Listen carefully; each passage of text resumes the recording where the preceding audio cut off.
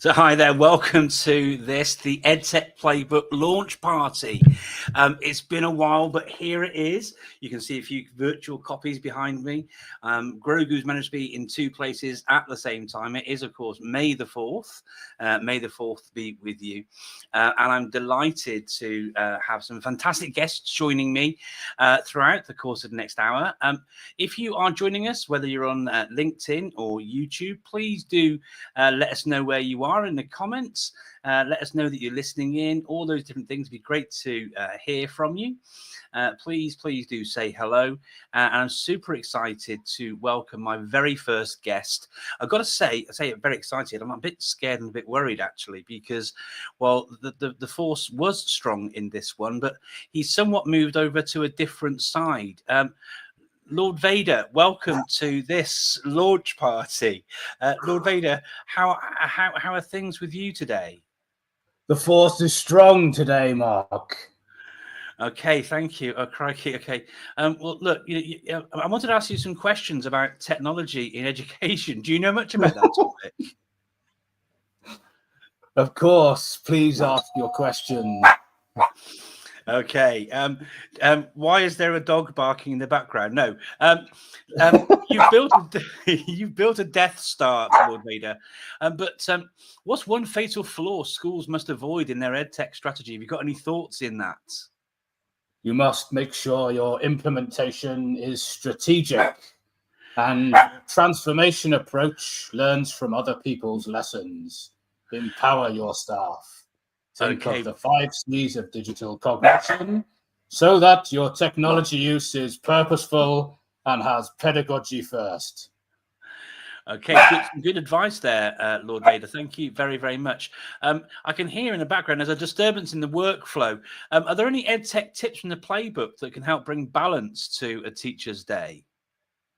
There are many tips. In fact, in every chapter there are multiple tips. And my dogs, you must be quiet.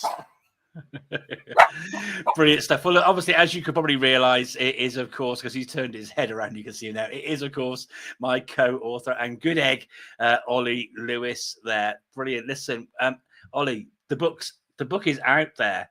How excited are you about this? I'm about as excited as Teddy and Oreo are with the delivery that has just happened at probably the worst time ever.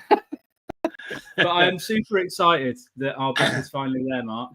I'm, thrilled to bits that finally it's out there in the real world. People can benefit from not just our experience, but all of our contributors' experience as well. And yes, it's been a great journey, and it's only just begun.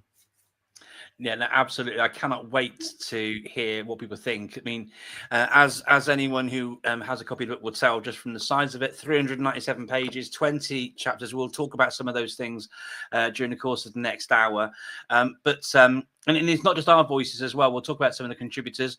And in fact, we've got a contributor here joining us live. So Emma Bell. Joining us from Great Grimsby. Thank you so much. Emma's thoughts and contributions are inside the book in the maths chapter. Thank you. Delighted to be joined by Ashley Bryant. She's ordering from Germany, but a former Abu Dhabi resident like yourself there, Ollie. So welcome, Ashley. Thank you for joining us. We've got long-suffering friend, Bookie Youssef, joining us. And we've got Clive Gibson. Then I say Clive Gibson. Is that a GIF or a GIF sort of question there, Clive? But he's loving the fact that the dogs are super excited about this as well. And somebody I want to say a massive thanks to as well. And thank you for the kind words there, Bookie. I want to say a massive thanks to Dr. Jill Berry. She's given feedback on the book, and she has been an absolute massive supporter of mine and Ollie's for years, not just around the book. But in the last few weeks, you won't fail to have noticed, if you don't follow her on any of the sort of main social medias like LinkedIn, Blue Sky, and X, Jill has been sharing various sort of insightful elements from the book across her socials the last little while. So thank you so much for all of your support, Jill. It is so gratefully received by myself and Ollie. Ollie, I'm mindful that I've been talking lots. There's a surprise. What I really like, though, Mark, is that loads of those comments are coming from across the world. So I know Clive is here in the UAE, Jill, Bookie, and others back in the UK. So let us know where you're tuning in from. Please do just leave a comment, whether that's on the YouTube link or the LinkedIn link. We would love to know where you are tuning in from so that we can give you a little shout out, and hopefully get your thoughts in the near future on the EdTech Playbook. Whatever you do, please do always remember to use the hashtag, the EdTech Playbook, as signposted by our wonderful t-shirts there, Mark. We're both on brand, I think, with our t-shirt. We were arguing about whose t-shirt was better, but actually it's just about... Mark, let's not forget, whilst we've asked people to use the EdTech Playbook hashtag, it is also Star Wars Day, hence the themes, and hence me side hosting slightly as Darth Vader, everyone's least favorite hero. Probably not a hero, definitely a villain. So it is Star Wars Day. Don't be shy to use the Star Wars Day hashtag as well. And today, our book is all about EdTech and AI in edu. So there's some other hashtags you could also use as well. So as you said, Ollie, we are definitely global, and so I'm buzzing that again. We've got people like Bronwyn. Lovely to have you join us, Bronwyn, from far afield. We've got Ivan just over the border from yourself, over in Oman, works at the Sultan School. Thank you so much for joining us. We are definitely hitting the right sort of global numbers across the course of the session today. But for those people who don't know much about the book, Ollie, should we have a little run through the different chapters and to sort of, because it's a story of 3 parts really, but within those 3 parts we cover an awful lot. So should we just run through the chapters quickly so people... Yes, yep. But let's give one big thank you first. Okay, I think we should, before we start that, let's thank this very special lady. Oh yeah, no, absolutely.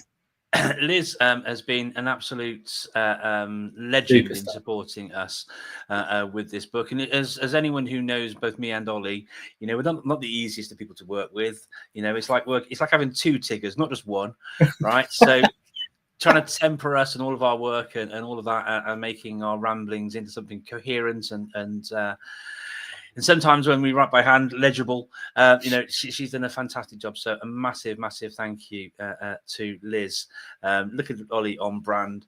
I'm unfortunately off brand, but I will just do the top end swag from Everway here. Just saying. So yeah, I'll drop that one in. So massive thanks to you, Liz, for doing a superb job editing our musings throughout the book. Thank you so much.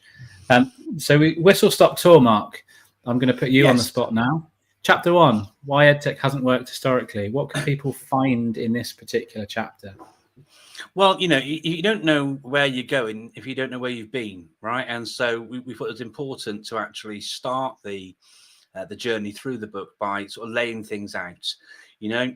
As you all know, we're around digital strategy, that idea of, you know, are we nearly there yet, sort of comes in mind. But actually, we know it is all cyclical. But when, you know, whether it's AI, whether it's interactive whiteboards, whether it's whatever it is, to be honest, you know, knowing what hasn't worked in the past. And some of my most successful blog posts over the years have been the ones where I've shared things that haven't worked rather than the whiz-bang woohoo stuff, because actually, and we share an awful lot about things that don't work actually within the book, because in order to succeed, you need to know how, you know, things haven't worked in the past. And so we felt, both of us, it was important to start the book reflecting on some of the issues from the past, and the rest of the chapters sort of follow through on the ways in which we can make things work. So I could talk an awful lot about every chapter, but there are 20. So should we have a little talk about chapter 2, Ollie? What's chapter 2? We'll whiz through. Chapter 2 is models for learning with technology. And, you know, Mark and I, with our pedagogy first hat on, thought it was really appropriate to kind of digress into what all of the different models for learning with technology look like. So the PIC model, the RAP model, the PIC-RAP model, the SAMR model, the TPAC model, the kind of benefits and drawbacks of all of the models, and actually then look at what research says around learning with technology. So we've unpicked the Education Endowment Foundation research and other pieces of research so that people have a good understanding and foundational knowledge of what good learning with technology looks like and what is evidence informed and proven to have impact. Tell me, Mark. Brilliant stuff. Chapter 3, instructional delivery methods with technology. Then we're going to go super fast. Well, imagine chapter 2 with models and applying that to instructional delivery methods. It's the same thing, just with a different name. Okay, so bear in mind we've got 20 chapters. Let's whiz through these quite quickly. So that's what's Chapter covered 4 up in then, there. effective digital transformation. It is around digital strategy and making sure all that works. And say between me and Ollie, we've got an awful lot of experience in that. We bring in case studies throughout the book as well. And we'll talk more about some of those contributors a bit later on. Cognitive science is super important. So Ollie, do you want to talk about that? Yeah. So we look at all of the kind of pieces of cognitive science that are more prevalent in education now. Things like dual coding, retrieval practice, space practice, interleaving, and models, the mental model of learning and cognitive load theory, and how technology can support your pedagogy and their learning with that. Chapter 6 then is technology to demonstrate learning. Mark, do you want to do that one? So there are many ways you can use technology to demonstrate learning, whether it's through a green screen, whether it's through writing an essay using Word, whether it's recording a podcast, whether it's using an AI tool like Notebook.LM to create a podcast. There are many, many different ways, and we explore those within here. Awesome. Chapter 7, I'm not going to talk too much on this, but we've got a great guest on later who can talk to us all around can't get my words out, accessibility for all. And that is really pivotal and important for everybody. Absolutely. Equity of access is something which is so important, right? So we had to make sure, and what's nice as well within the book, when you come to read it, you'll find that's a strand that runs through the entire book like a stick of rock, like it should do, right? Because it's so important. Chapter 8 is around managing teacher workload and improving practice around feedback and assessment with technology, and how technology can support both the student and the learner, as well as decrease the time for the feedback loop to take place, so that learning is at the forefront and heart and center of everything. And as you can tell, Oreo and Teddy are super excited about feedback and assessment because it's the bread and butter of teaching and learning. Chapter 9, Mark, artificial intelligence and XR.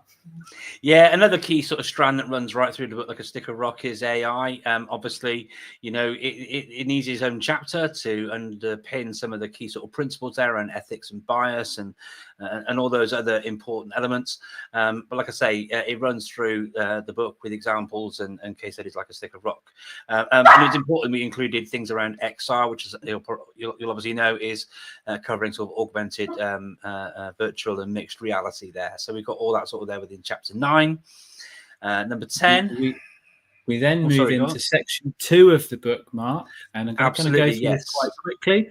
So section 2 of the book is kind of case studies around what good learning with technology looks like in English, in maths, in science, humanities, and then, of course, languages. So we've got some case studies that are from 2 perspectives, both primary and secondary education perspectives across all of the case studies, and then wrapping that all together, how technology can be used to manage learning, and what schools need to think about, consider, and then enact to make sure that the technology use is both purposeful and driving educational kind of provision. And we've got a great person tonight to come and talk to us a little bit about a case study that she wrote for our book. So we're looking forward to welcoming her on. We then, Mark, move into section 3 of our book. So that section starts with chapter 16. Yeah, absolutely. Online safety and digital citizenship, massively important. We know the world that our young people are living in now, being surrounded by all sorts of things around deep fakes and concern over their use, screen time, all those different things. And so, we had to make sure that we included a section in the book which covered off online safety and digital citizenship. And that's then backed up by a chapter on digital leadership, which kind of goes back and reviews some of the elements in section 1 of the book, and actually talks about how to lead digital change across your organization or groups of schools or just in your teams, because we see that that's really important that you have kind of those champions and leaders within spaces across your school. Chapter 18 then, Mark, brings us to ambassador roles.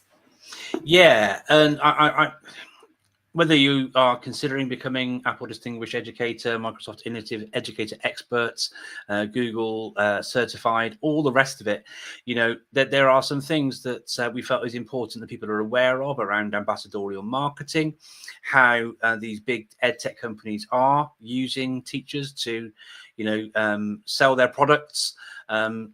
There's lots to be gained through becoming an ambassador. The networking opportunities are superb, and some of the best CPD I've ever had has been on the Microsoft, Apple, and Google sort of camps that you can go to, the institutes, all those sorts of things. There's advice in there about how to apply, the benefits, the ethics of it, all those sort of things, but being mindful of how you are being used within that space as well. And so drawing a bit of a spotlight on something which isn't really talked about much within the space, but we felt it really important to cover that, because you don't know, we don't know, right? And it's important that people are mindful of their role within that marketing machine. And then being mindful of your role, how to successfully engage and work with vendors. So we've got a chapter that's specific to that, on how you as a teacher or a leader in a school or a multi-academy trust or district can successfully work with an EdTech vendor to make sure that the juice is worth the squeeze, as my good friend Mark always says. And some suggestions as to considerations that you need to have as discussions internally before you approach vendors, and then what you should ask the vendors themselves, and what you should expect to be asked by the vendors whilst you're looking at a potential collaboration and co-construction of any form of transformation within your school setting. And then that takes us, Mark, to the last chapter. I'm mindful of time. I want to see it on chapter 19, but let's go on to chapter 20. That's absolutely fine. Look, the network is definitely more powerful than the node. Neither of us would have been able to write this book if it hadn't been for the support of all, and you'll see from the huge contributor list in a moment. And looking at the people jumping on in the chats, from Ashley to Danielle to Bookie to Bronwyn to Jill to Al to everyone. It's been such a massive joy over the past sort of 15 years through social media, learning with and from others. And so whilst the book has got our names on it, it's important to recognize the power of having a strong personal and or professional learning network. And that might lead quite nicely on to then, since we're talking about contributors to the book, sort of just sharing some of the names of the people who've been involved, because we've got so many brilliant people in their fields, from Anwara with metacognition to Nina with and Paddy to Al, Laura, Dom, all. I can't tell you all their expertise quick enough because it's scrolling too quickly. But there's so many amazing people who have been involved in constructing this book. Some you might know because they share an awful lot, and some would say that they are just a teacher. Not that anyone is ever just a teacher, but we are delighted to have been able to bring together all this collective of experience. If you think about my knowledge experience in education, we're looking at sort of 50, 60 years between us. When you add in all these people here, we're looking at hundreds and hundreds of years of collective experience.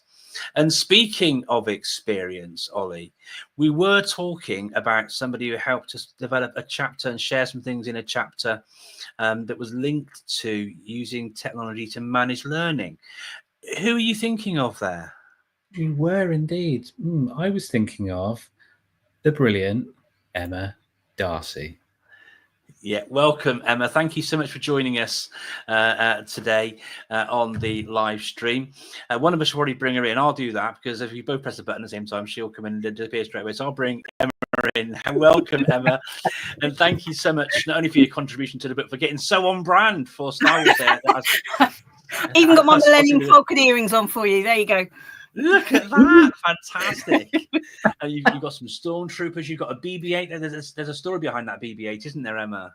There is. Yeah, that was the BB-8 I made myself at Galaxy's Edge in Disney last year as part of a very, very special birthday. So when you were talking about hundreds of years of experience, I was hoping that you weren't referring to me. But I know you had a big birthday last year as well, Mark, didn't you? And I know Paddy did as well. So yeah.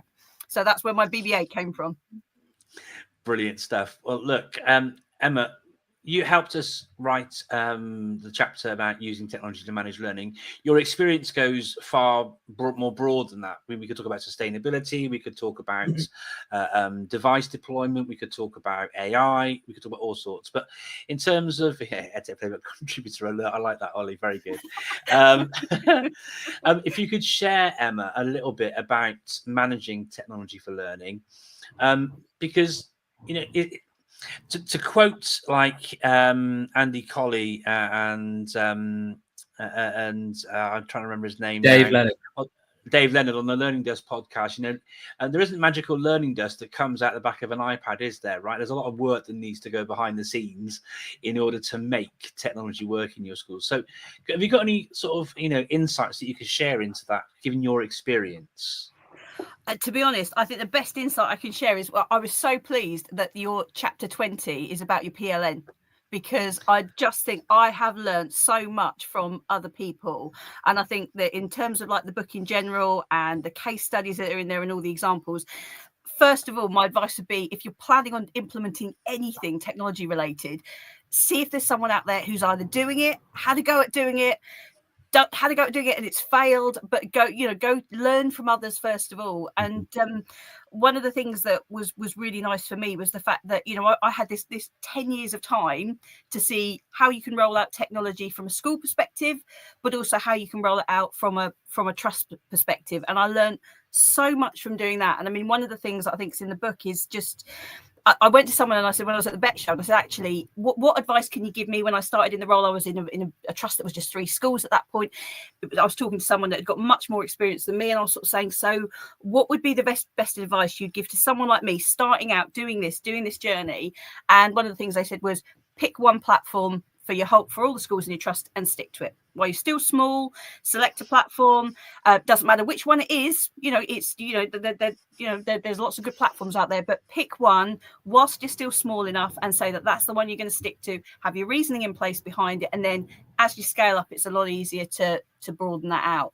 And it was just little things like that as we went along the journey over sort of 10 years that were just really, really helpful, because I think it can be very, very overwhelming when you approach something. And I think, again, this is where the book is just so helpful. If you're someone who's stepped into a role where you're a director of IT, or you found it, whether it's in a school or in a trust, and you find yourself looking at this journey that you've got to go on, it's where do I start? And my other bit of advice would be, it can be overwhelming and you can think you've got to do everything at once, and you really don't. And it's okay that actually you develop a plan. It takes time. Not everything is going to happen overnight. You will try some things out. Some things will work and will be brilliant, and some things won't work, and you will learn from that and move on.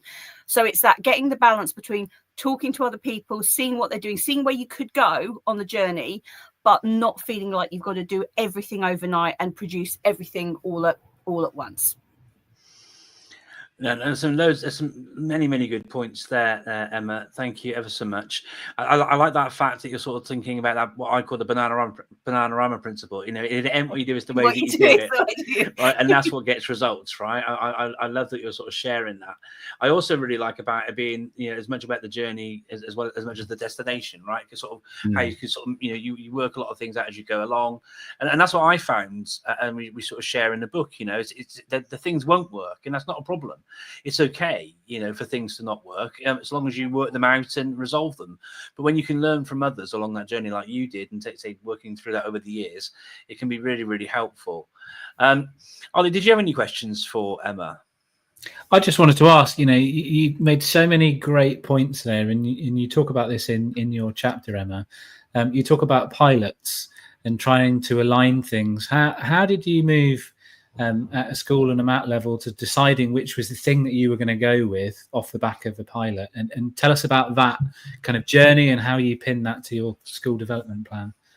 Well, that I think was, again, the idea about actually the starting point was starting with that school development plan. And it was that was never a kind of a trust-wide thing. That was always starting with just a school development plan. So in terms of when I'd come into that first role, there was a lot that needed doing in terms of developing a plan for the next 3 to 5 years. And the other thing I would say to you is that it's okay to have that plan for 3 to 5 years and then expect that's going to change completely, because things like, the developments in AI will come along and you'll have to shift and flex with that. But the example that obviously you're talking about, Ollie, is the Chromebook project, and that came out of the fact that at my school at Denby, we'd started using Google Classroom. We'd started really embedding that across the school. We'd got a small number of mobile devices at that point, sort of 12 years ago. And we were going, okay, we wanted to know what impact it would have if we gave the students in the school access to a one-to-one device.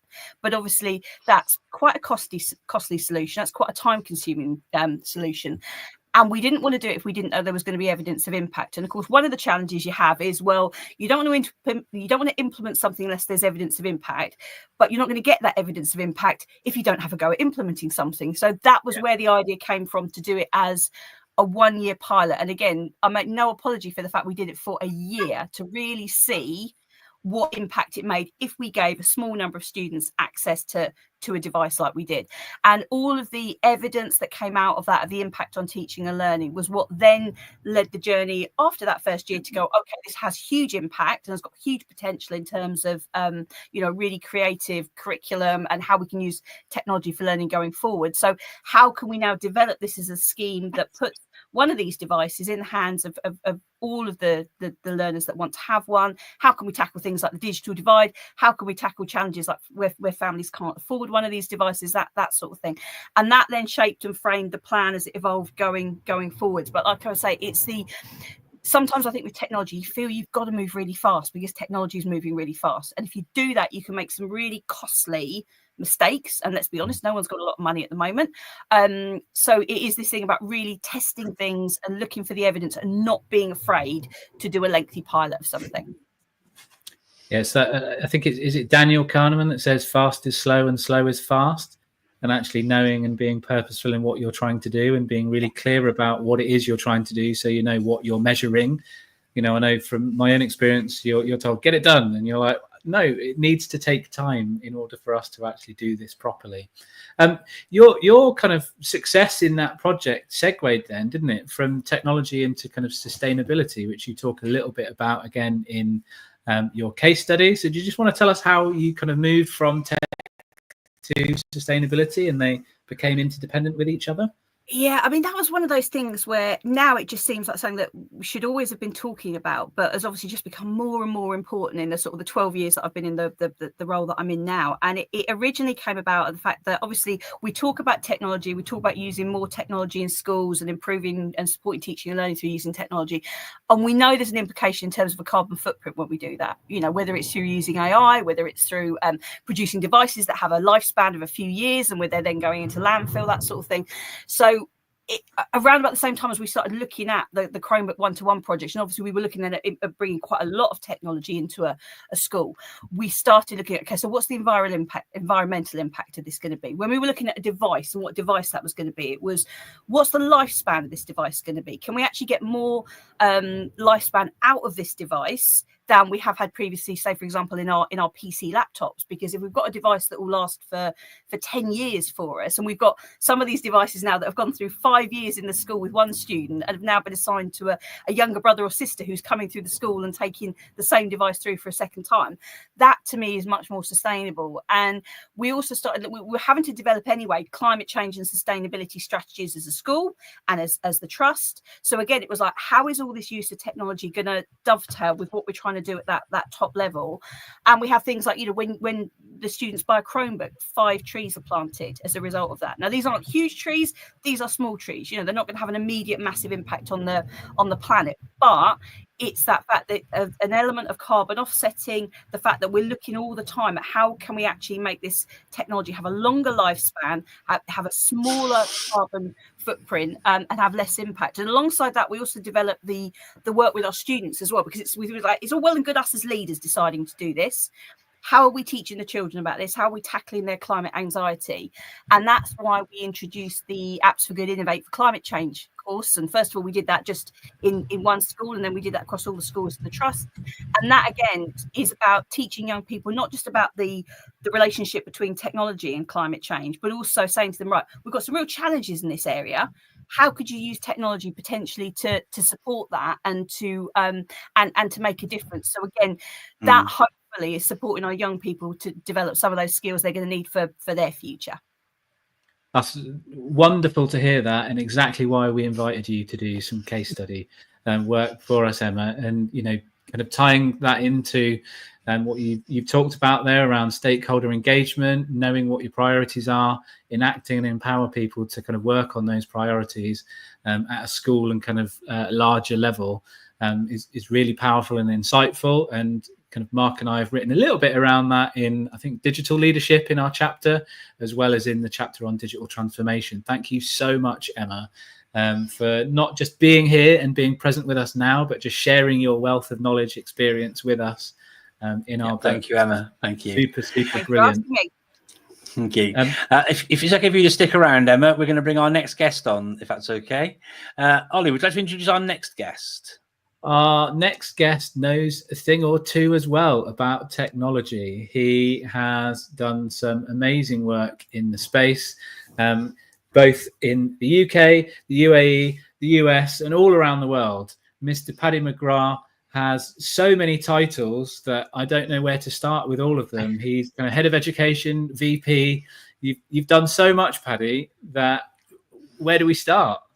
Well, they keep asking me what I actually do, and thanks, guys. And truth is, I've never known. I feel like I've been in Everway, formerly TextHelp, all my life, and in actual fact, it's only been 9 years.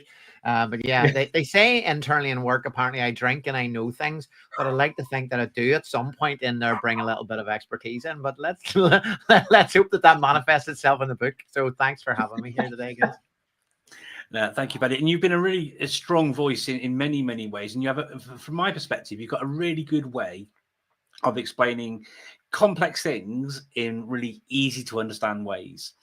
And so hopefully that will mirror in our conversation now. One of the things you talk about in your case study is about how, and certainly you've got a laser focus on equality and equity of access for learning for everybody. And we talk, you and I aside, an awful lot about universal design for learning. But one of the things that you talk about specifically in your case study is about how small changes can bring about big wins. So I wondered if you could sort of unpick that a little bit for us and what that might mean in the classroom. Yeah, I mean, I think there's always two things, Mark, that I think about here. When we talk about accessibility, or we talk about inclusion, we talk about SEND, we talk about all of those things almost as one. Sometimes we have to be very careful about how we're working with our mindsets towards these. It was interesting when you and Ollie were introducing the book earlier on. You were talking about you have to look back in order to look forward in the world of EdTech. And the challenge for me is, and in the role that I play, is that technology was one of those great enablers, very specifically for SEND very early on in an EdTech piece. And the challenge for, I think, a lot of schools and practitioners is sometimes it's still seen that way, that there is a pupil that lives with dyslexia, as an example, and they get a piece of tech and they get a special bit of software that helps them out. And actually that still sort of prevails. And so we need to think about, what do we do in terms of mindset, and then how does that translate into practice? And I think for me, when we start talking about mindset, I think we've got to be careful about the accessibility piece and the inclusion piece together. For me, accessibility is about getting on the bus. It's about how do we remove barriers to learning and enable more pupils to participate in their learning.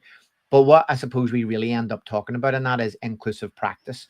What does the practice look like beyond that? Let's get on the bus. And a good example of that is inbuilt features into, say, a Chromebook, for example, are absolutely incredible at getting some students onto the bus, but we don't want to leave it there. We want to make sure that all of the things we do, the resources we create, the way we talk, the technology we use, makes it increasingly inclusive for all students. Whether those students you've got to push a bit forward because you can stretch them a bit further, whether those pupils that need help. And there's lots, you asked about sort of practical things, and I tend to talk a lot about trying to make change, and we talk about it in the chapter, trying to make small changes that are big wins. I think, Ollie, it was you talking about Daniel Kahneman's book, Fast and Slow. And I think for so long we talk about digital transformation like there's a big thing you need to do. But when it comes to accessibility and inclusion, there are lots of small things. So, for example, I am a great advocate for just having a school change their standardized font on every document they do. I'll give you an example of that. Change to a Lexend font, something that was designed principally to help with two things: dyslexia and readability in general. For all of those pupils that would never have a dyslexic trait, that would never struggle with reading, they will never notice the difference on that font that you use. For students who need it, and particularly for students who mask something like dyslexia, and we haven't assessed them for it, that might just struggle in mask, instantly that worksheet, that resource, that webpage becomes more accessible to them. And that's one small thing. And I talk about simple things and people look at me sometimes and go, wow, I never thought about that. And I go, really? And it's things like when you're creating the document, we've all been used to the header in the document, the title in the document. What do? We make it bold and we make it big, right? That's what we do. Let's face it. Many of us just highlight and make it bold, make it a little bit bigger. Challenge for that is if a student needs to access that through, for example, a screen reader, because maybe there's visual impairment or dyslexia or ADHD, they need to focus. Actually, that won't read that right. So we need to just apply header styles in a document, tiny, tiny, tiny, simple things. And we need to be cognizant of the types of resources we buy. Are we buying something from an online source? Are we generating something now in the age of AI? Is it actually accessible to the digital tools that we're delivering through our devices and through third parties like ourselves that can help a student have more access to the learning? So I think we need to be aware every student benefits when you do these, Mark. And I know you and yourself, Ollie, as well, and throughout the book and around the pieces I've put together, that necessary for some, useful for all mantra, UDL, remove barriers and be aware that every student benefits when you make things more inclusive and you make things more accessible. Absolutely, and that's as always with you, Paddy. You've explained something quite complex with gravitas and made it seem simple. You used an important word in what you shared there, and it's part of our 5 C's. You talked about cognizance. Cognizance is what comes when you have sort of confidence and competence.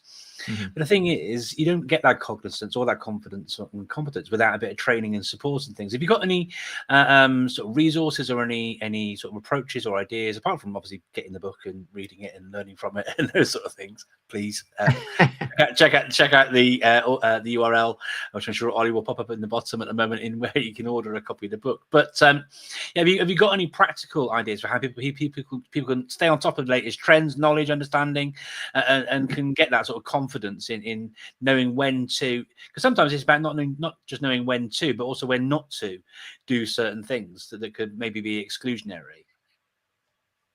Yeah, Mark, I know you talk a lot about UDL and you do too, Ollie. And part of the challenge part of the call to action for UDL is we must remove barriers in our classroom. Okay, that's part and parcel. One of the fundamental things, trying to remove barriers at all times.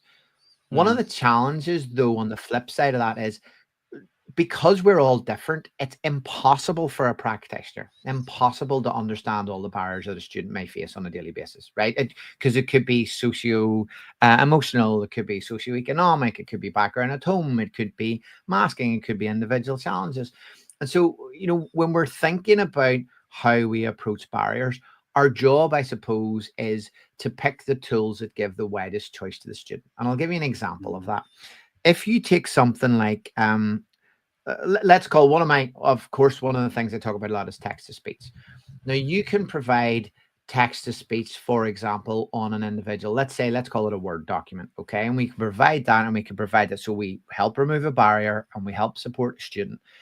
What happens to a student at that stage when they then move and they go to a web page or they go to a PDF or just a slightly different learning resource or point of learning they need to engage with, and they don't have that resource and don't have that support? And the reason I mention that example is, for me, one of the choices that we've got to think about very carefully as educators is, how do I access the vast majority of learning material the same tool? How is that tool ubiquitous across the board? Emma talked earlier there about, we have to make a decision with a platform. Well, if you're in a school that isn't fortunate enough to have a dedicated platform across, say, for example, an entire trust, and it's mixed devices, we work with many schools that are bring your own device. How do you evaluate an EdTech tool, and how should you look at it? Well, you should look at it, is it ubiquitous? Can it actually apply to the vast majority of my learners? And can it apply on the vast majority of the learning material and devices that I use? And I think that's really important, because barriers don't stop. And I saw you have Emma Bell on there, so great maths legend that it is. One of the things I find is a real problem when we get in and we talk to schools about accessibility, and everybody thinks accessibility is purely about literacy. and they just talk about literacy. It's just about words on a page. Let's get to the maths classroom. Or you don't need your wheelchair when you come into the maths classroom. You don't need your text-to-speech software in the maths classroom. You just need your calculator and a whiteboard. And that's what a view is sometimes. And I'm not talking about for maths teachers. I'm just talking about inclusion in general. So we need to be cross-curricular, and we need to be absolutely cross-platform, cross-device. I think that the word, I'll pick another C word actually, Mark Ollie, which is consistency. And I just talk about that all the time because consistency is key. And the other part of that is pupil choice. It's like, it's funny you say that, Paddy, because that is one of our 5 C's. There we go. I didn't know wasn't briefed on that one. Yeah. Thank you. You're going so to tell much. me next another one is choice. Do you have a C as choice? Oh man, no, sorry. Moving on. A reason in that one, Mark, coming back to your question, is I think sometimes as an ed tech company and as a vendor, we almost take too much responsibility for our teacher training piece and forget about the independence and the ability of a student. Now, there's lots of us, we'll go down the route of, well, students know how to use devices. Yeah, but do they know devices for learning? Generally not. Okay. So that's not their specialist area. So how do we empower students through choice to remove barriers, to be more independent, to be more supported? And how do we supply them with the material to help them be guided on that? How do we support our classroom assistants better in that instance to provide a bit more independence rather than doing the job? And I'll give one final shout out here on this, which is to Emma. Emma spent a bit of time on my team, and Emma basically said, oh, you called a spade, Emma, and said your training's too long. Don't be putting 60-minute and half-day sessions in to train teachers how to use EdTech. And one of the things we did, and I'd encourage other EdTech companies to do it, and practitioners on the call to embrace it, 5-minute training sessions. Sounds ridiculous that you could be pedagogically sound in 5 minutes. You can't, but you can be aware of the choices you can give to students and how you can support students. So those are things we can all do together, but support students, I think, is key after you've made that choice. That's brilliant. Thank you so much, Paddy, for just kind of sharing your thoughts, both in the book and here right now. Really resonates with me, I know, and I'm sure everybody else that is watching and that will in the future read along of the book. And, you've hit the nail on the head. It resonated there with Emma. Everyone benefits exactly. And that's exactly why all of us got into education, right? To make sure that every single child can not just access their learning, but benefit from accessing their learning and move things forward. I'd urge anyone that's watching now or reads the chapter in the book to give Paddy a follow and look at the work that he's doing with Everway, formerly Text Help, because it's exactly what Paddy talks about, and it's a values aligned in terms of improving educational outcomes for students. Paddy, thank you so much for joining. Up next, we have our third and final person joining us on the live stream this evening. He's put some cheeky little comments in there. Surely coffee and Cadbury's are those C's. Well, those are the other 2 C's that keep us all going, whether it's an early morning or late in the evening. And I'm really excited to welcome Mr. Al Kingsley, MBE, MD of Net Support, multiple author, nicest guy in EdTech. The list of accolades carries on. I'm going to go with Grandad and Dad to Ferdy as well in that list, because they're probably the most important ones. They are the most important ones, and I'm glad that you've invited me to be the intellectual heavyweight on this subject. So I've started with coffee and Cadbury, and I shall kind of maintain that level throughout. But good to see you all, folks. Thanks for coming out. I hope you've got a coffee and a Cadbury there left over from Easter recently. Al, you've had the pleasure of kind of reading through the full book. So if I could kind of ask you, with your EdTech vendor hat on, your educationalist hat on, where you support multi-academy trusts across kind of the east of England and the UK, with your kind of board hats on, and being in the space for a little while now, what was your biggest takeaway from the book? Well, obviously, I got a pre-release copy as a PDF, so I missed out on the fact that it's a scratch and sniff book with various pop-up sections that I know many of you will be looking forward to receiving shortly. And on a more serious note, I think the most important thing is so many people I meet and hear sharing really, really helpful resources in EdTech for the right reasons tend to focus on the what you need to be doing and how you need to do it. But sometimes the why gets missed as part of the dialogue. And I really feel this book is quite a journey in the sense of really setting up the process and the thought behind it, looking at that research. And it's never a presentation or a discussion with Mark or Ollie if TPAC and SAMA and other topics don't get part of that conversation alongside many other bits and pieces. But as it feeds through, obviously huge amount of contributions from loads of folks that I absolutely respect, with those EdTech field guides and the different subject specific bits. But then the most important bit in EdTech isn't the tech, it's the human beings. So I think the chapters that bring us into the digital citizenship aspect, the digital community, the ambassador roles, how we signpost and celebrate, try and break down some of those silos, how we work constructively in relationships with vendors. The kind of list goes on in the sense of, for me, it feels very much like it's a journey. And more importantly, if you're like me when it comes to books, I tend to be somebody that dips in, reads chapters, sticks a bookmark and then comes back to it. It feels like it's something you can keep going back to time and time again. You don't have to start on page 1 and make it all the way through to that 400 odd pages in one hit, unless you're extremely brave or really struggling with getting to sleep one night. So all in all, I mean, we're all fans. We know that you guys have been imparting your perspectives in a very accessible way for years. Finally seeing it all to come together and feeling like I've got Ollie and Mark sat next to me as I look through the chapters. The one good thing is I can close the page and make you shut up, which is a big advantage of the book. I said that out loud, sorry, thinking voice. But the practical answer is we've been waiting for it for ages. We know the amount of work you've put into it. We know how much it's co-produced. You know, it's always a case of, it's not just what you say, it's by your actions. It really feels like a community vibe, bringing the best voices together. So what can I say other than, yeah, it's not bad. I'll give you a good grade on that one. I love it. Thank you. I'm very, very tough, both of you. You know, well-deserved credit that I have no doubt people will be saying for many weeks and months to come. It's very kind of you to say, mate. Thank you. I am going to dive into some questions for you in a minute, since we got you. And obviously, you've written a few books yourself now. I'm very pleased to call you both someone I can learn from, learn with, and a very much symbiotic sort of relationship with yourself. I know you call yourself an edu sponge, but I think we'd be remiss not to tap into your broad knowledge and expertise while you're on this call, because whilst obviously this is an activity in promoting the book and we're buzzing like Chris Dyson, contributor, as like a fridge would say.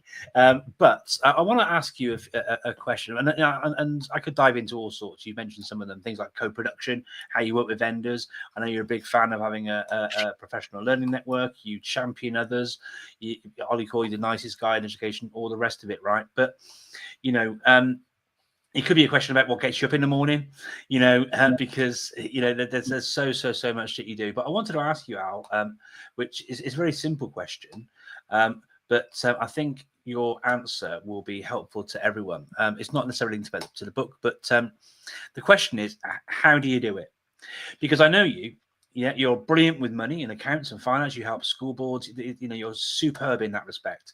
You give up so much time. You never shout about this, but I know you give up time every weekend to sort of volunteer on Childline, right? You help and support local academy trusts in your area. You help anyone who reaches out to you. You run the business at Net Support, and I know that intimately, given that I work part-time there as the head of education within the business.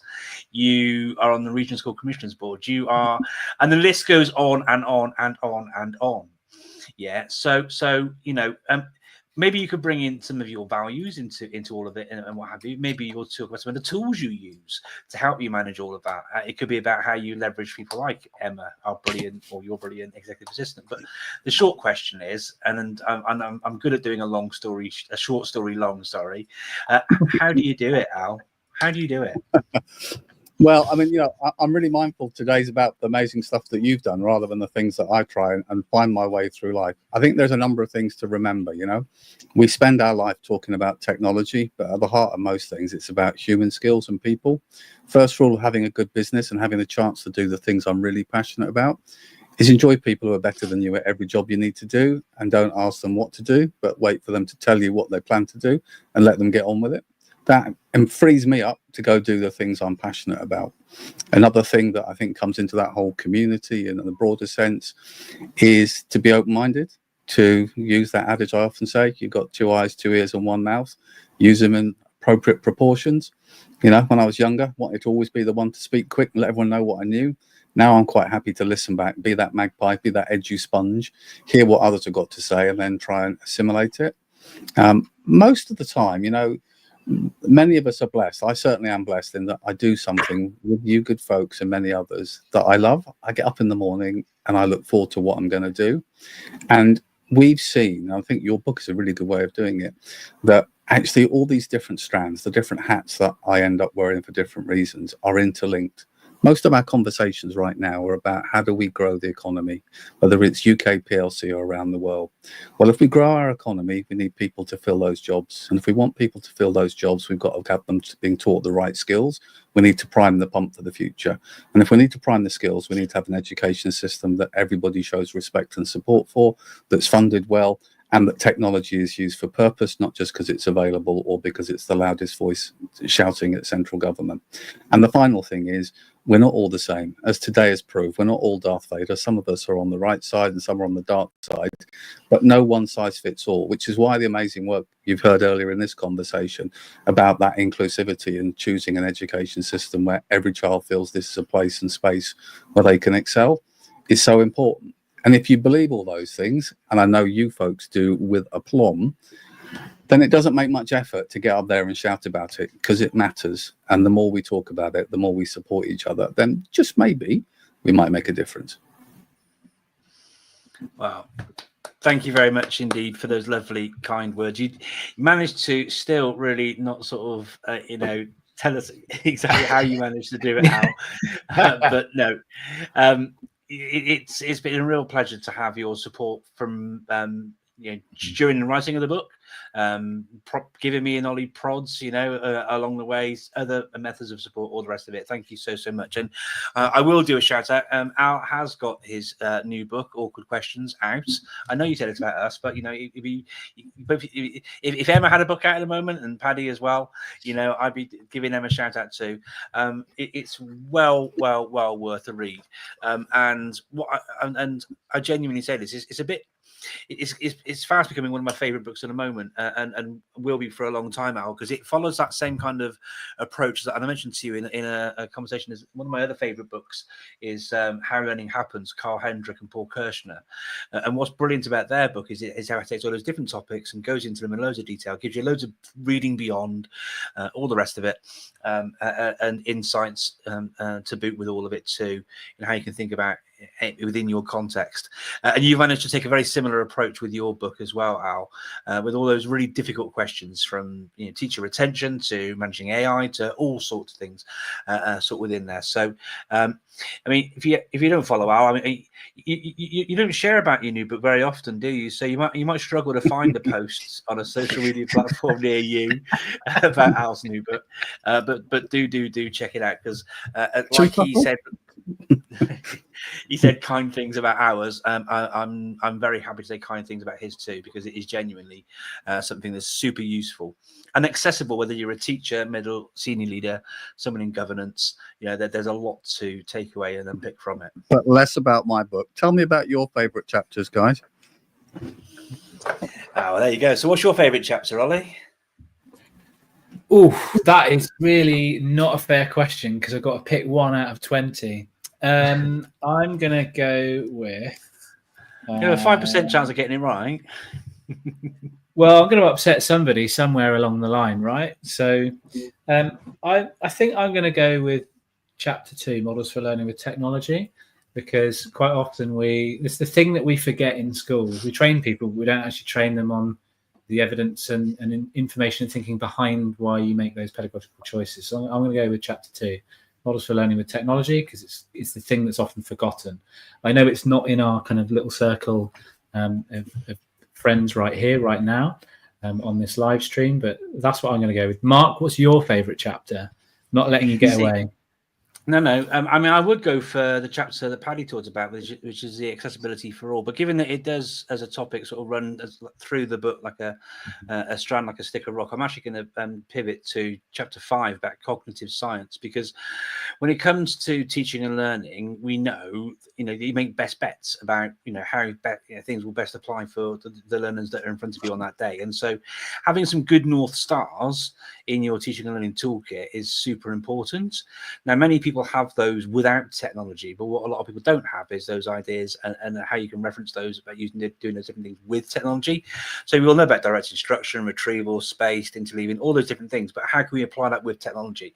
And so for me, I'm really whilst I'm massively proud of the entire book, I'm going to go for chapter 5 because it gives everyone those best bets with actionable things that you can do with technology. And I think even if you were to just sort of take chapter 5 as a standalone, that's a really good starting point for anyone who wants to up their game in how to make technology work for them within their classroom, because ultimately the book isn't just about things for leaders, although there's lots in there for leadership. It's about supporting teachers in the classroom every day. And so I think there's some really, really good takeaways for people in there.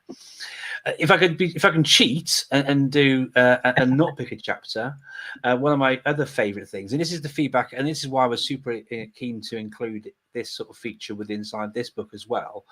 When I wrote, goodness knows how many years ago now, that Perfect ICT book, the favorite thing people told me about the book time and time again was the little condensed top tips at the end of each chapter.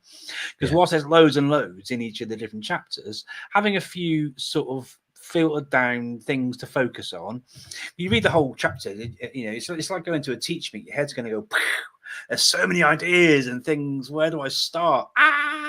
But having a few sort of refined things, and there's 3 from me and 3 for you at the end of every chapter, I think that's a really nice thing. That means that people will have something actionable straight away from each chapter without having to spend that time unpicking it, albeit you might be busy with a highlighter or getting their little sticky notes or little bits to point at the side. And hopefully you'll be able to use the book in that sort of way too, obviously. But yeah, I'm really pleased that we've been able to include the sort of top tips at the end of each chapter to help signpost where people might want to sort of go with things. So sorry for cheating and doing a twofer, but yeah, my party and I'll cry for once, I think.